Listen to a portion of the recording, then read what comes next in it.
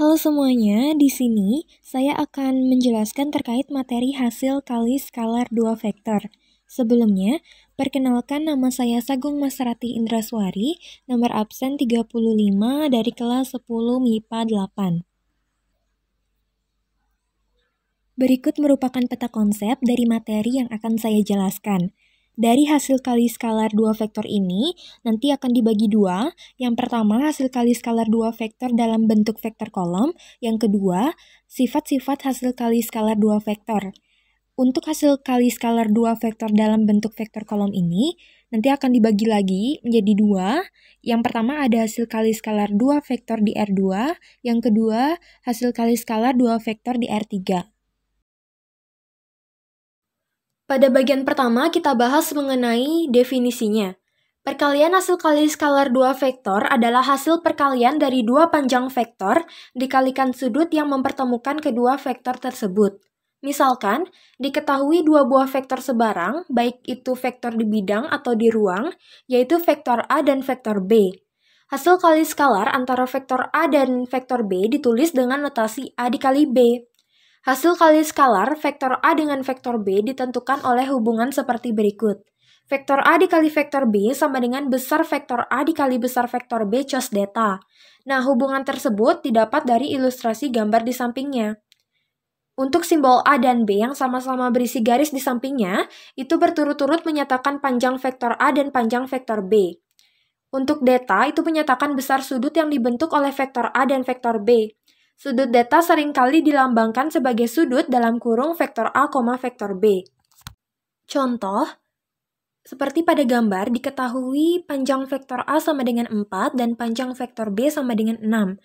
Kemudian sudut antara kedua vektor yaitu 60 derajat. Maka vektor A dikali vektor B sama dengan berapa? Kita jawab menggunakan rumus yang tadi.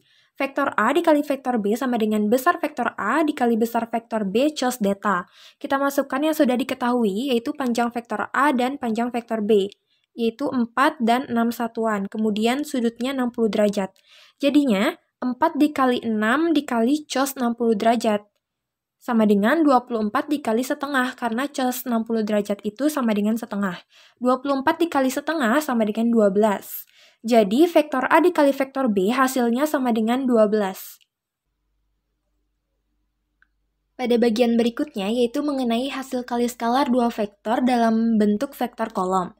Nah, perkalian skalar dapat pula dilakukan dalam bentuk vektor kolom, baik di R2 maupun di R3 caranya sama, yaitu mengalihkan elemen yang bersesuaian kemudian hasilnya dijumlahkan. Nah, untuk hasil kali skalar dua vektor di R2, misalkan vektor A itu sama dengan X1 dan Y1, kemudian vektor B itu sama dengan X2 dan Y2.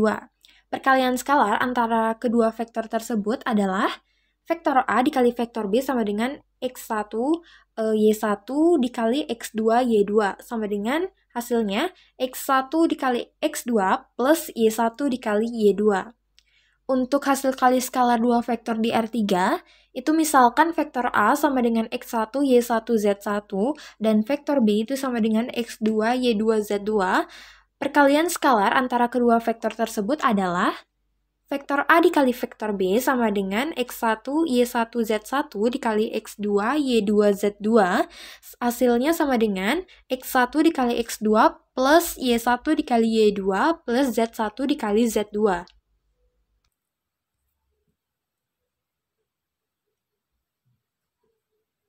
Selanjutnya, yaitu sifat-sifat hasil kali skalar dua vektor.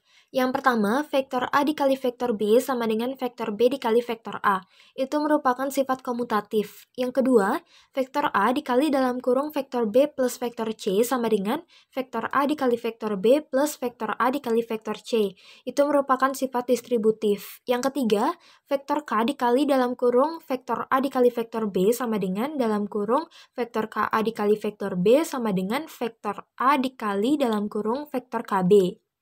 Yang keempat, itu vektor A dikali vektor A sama dengan panjang vektor A pangkat 2. Berikut berupa latihan soal untuk meningkatkan pemahaman kalian terkait materi hasil kali skalar dua vektor yang sudah kita bahas tadi. Kalian bisa jawab pertanyaan berikut. Jadi selamat menjawab. Baik, sekian penjelasan dari saya. Terima kasih.